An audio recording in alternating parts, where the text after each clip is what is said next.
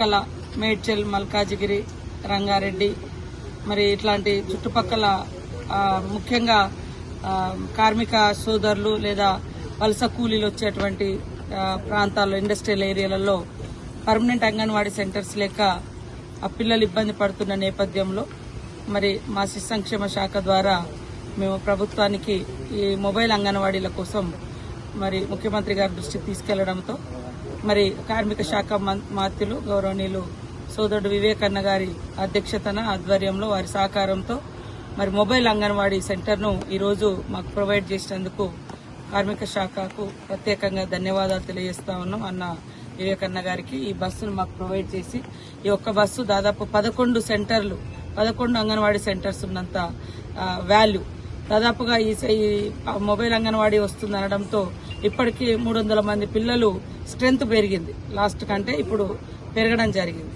కాబట్టి అంగన్వాడీ సెంటర్స్లలో ఎట్లయితే గర్భిణీ స్త్రీలకు, పిల్లలకు, బాలింతలకు మరి ఎట్లా పోషకాహారాలు అందిస్తూ మరి పిల్లలకు కావాల్సినటువంటి ప్రైమరీ ఎడ్యుకేషన్ కానీ ఇవన్నీ ఎట్లా ఇస్తామో ప్రీ ఎడ్యుకేషన్ అట్లనే ఇక్కడ మరి మనము ఈ అంగన్వాడీ సెంటర్ ద్వారా హైదరాబాద్ చుట్టుపక్కల ఉన్నటువంటి స్లమ్ ఏరియాలలో కానీ ఇండస్ట్రియల్ ఏరియాలో వలస కూలీల కోసం, వలస కార్మికుల కోసము మరి ఏర్పాటు చేయడం జరిగింది.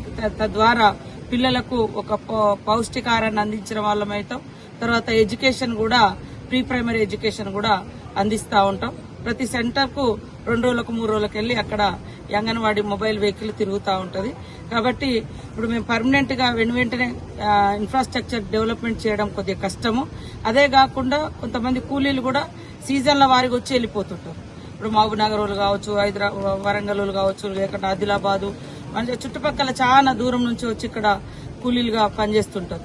కానీ వాళ్ళకు ఒక పర్మనెంట్ ఇల్లు అట్లా ఏముండదు. తర్వాత పనులు లేనప్పుడు మళ్ళీ వెళ్ళిపోతూ ఉంటారు. కాబట్టి వాటన్నింటినీ దృష్టిలో పెట్టుకుని ఇప్పుడు తాత్కాలికంగా ఇది ఎస్టాబ్లిష్ చేస్తున్నాం. భవిష్యత్తులో ఎక్కడెక్కడ పర్మనెంట్ అవసరం ఉంటుందో అది కూడా పర్మనెంట్ ఇన్ఫ్రాస్ట్రక్చర్ బిల్డింగ్ కోసం కూడా ఇప్పుడు వచ్చేటువంటి పిల్లల యొక్క స్ట్రెంగ్త్ ను బట్టి దాన్ని కూడా డెవలప్ చేస్తామని తెలియజేస్తూ, ముఖ్యంగా మాకు ఈ యొక్క బస్ ఇచ్చి మరి వేలాది మంది పిల్లలకు ఈరోజు పౌష్టికాహారాన్ని అందించే విధంగా మొబైల్ అంగన్వాడీ సెంటర్స్ నడుపుకునే విధంగా సహకరించినందుకు మా వివేకన్న గారికి ప్రత్యేకంగా ధన్యవాదాలు. నమస్కారం.